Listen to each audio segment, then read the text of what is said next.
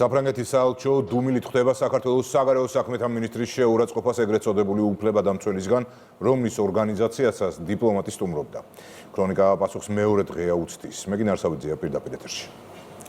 საფრანგეთის საელჩო მეორე დღეა არ პასუხობს ქრონიკის კითხვას, თუ რა პოზიცია აქვს მის მიერ მხარდაჭერილი ორგანიზაციის ხელმძღვანელის სიძულვილის ენაზე. ბაია პატარაია, რომელიც უფლებადამცველობას იბრალებს, მაკა ბოჭორიშვილის მიმართ შეურაცხმყოფელ სიტყვებს იყენებს. ამ პოსტის გამოქვეყნებამდე კი რამდენიმე დღით ადრე მის ორგანიზაციაში საფრანგეთის ელჩი იმყოფებოდა. ქალი პოლიტიკოსის მიმართ, როგორია რადიკალური ოპოზიციის და მათი მოკავშირე მესამე სექტორის დამოკიდებულება, ამას მათი კომენტარები და დუმილი აჩვენებს.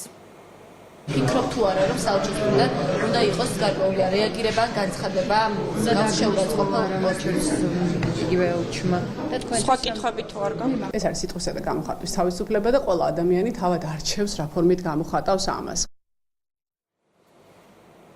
ვიდრე თინა ბოკუჩავა დუმს და ნინო დოლიძე შეურაცხყოფას გამოხატვის თავისუფლებაში გამიზნულად ურევს. ელჩის მხრიდან პოზიციის გამოხატვის აუცილებლობაზე საუბრობენ სახელმწიფო გუნდში. ამ საკითხზე დაწერა პარლამენტის თავმჯდომარემ და თქვა, რომ ფრანგი დიპლომატის მხრიდან ამ რიტორიკის დაგმობაა საჭირო. მართონ გუნდში განმარტავენ, რომ დიპლომატების ნაწილი საქართველოში სწორედ რადიკალიზმს უწყობს ხელს.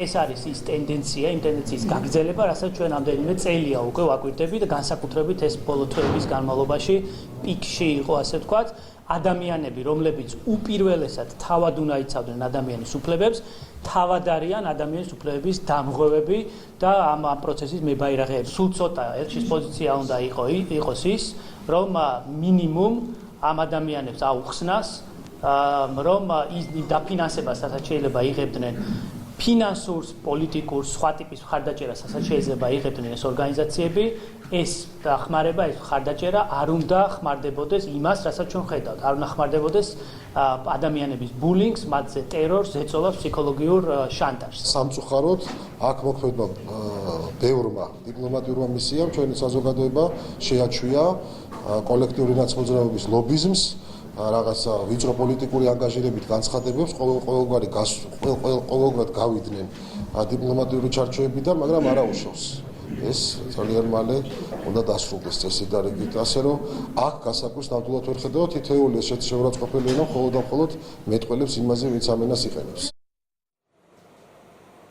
რადიკალების ისტერიის პარალელურად საგარეო საქმეთა მინისტრი გაეროს ქალთა სტატუსის კომისიის სხდომაზე სიტყვით გამოვიდა. მაკა ბოჭორიშვილმა ისაუბრა ოკუპირებულ ტერიტორიებზე არსებულ მძიმე ჰუმანიტარულ ვითარებაზე, ასევე მინისტრი ვიზიტის ფარგლებში გაეროს გენერალური ასამბლეის 79 სესიის პრეზიდენტს შეხვდა. მადლობა, მეგინ არსავიძე იყო.